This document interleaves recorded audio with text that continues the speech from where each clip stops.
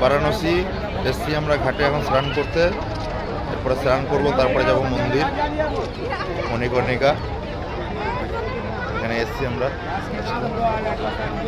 হর হর মহাদেব, জয় শ্রীরাম। সবাইকে বলবো প্রয়াগরাজ আসার জন্য, আসুন বারাণসী ঘুরে যান। এখন দৃশ্য, আগামীকাল শিবরাত্রি আছে, শিবরাত্রি স্নান করব মহাসঙ্গমে।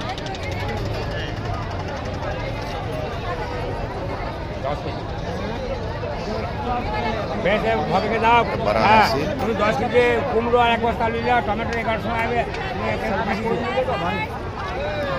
মন্দির, ভালো টমেটো 1 নম্বর আছে, 20 কেজি 20 কেজি 20 কেজি। ঘাট, আরতি স্থল।